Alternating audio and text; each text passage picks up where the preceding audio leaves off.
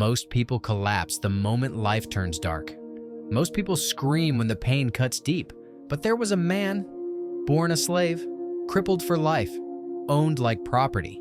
And yet, he didn't just survive the chaos, he transcended it. He became the philosopher king of the mind, the master of stillness, in a world that burns.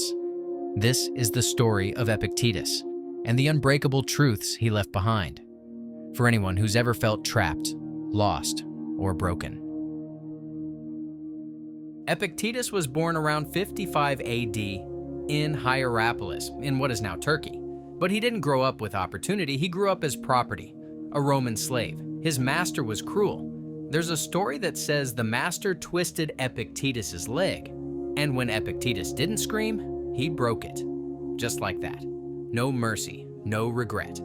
That's how Epictetus became physically disabled for the rest of his life. But here's what's powerful. He didn't let that define him. Because while they could damage his body, they couldn't touch his mind.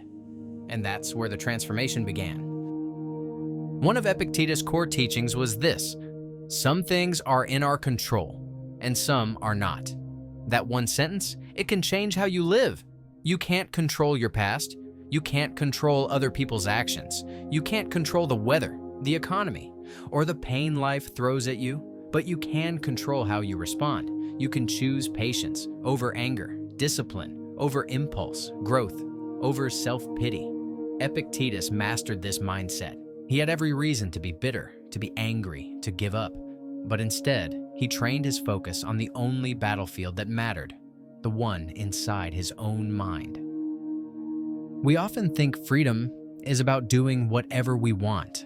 But Epictetus saw it differently. He said, freedom is the power to control your own mind.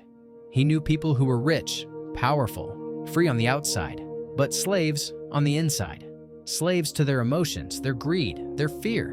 Meanwhile, he was physically bound, yet mentally unchained. Because his thoughts were his values were his, and no one could take that.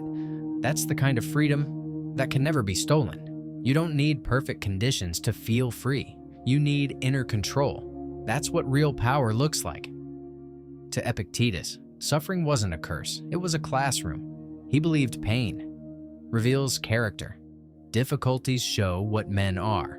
You don't know who you are until life puts pressure on you, until something you love is taken, until your limits are tested.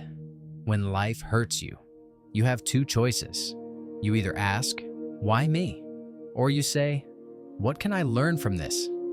Epictetus turned his suffering into strength. He didn't just survive, he transformed. He turned his experiences into wisdom and helped others find peace through his teachings. We live in a world full of opinions, distractions, and noise. But Epictetus taught, if you want to improve, be content to be thought foolish and stupid. Most people never grow because they're too busy trying to impress others. They chase attention instead of purpose. But if you want real peace, you have to tune out the noise. You don't need applause, you need direction. Epictetus didn't care what others thought of him. He focused on living by truth, not trend.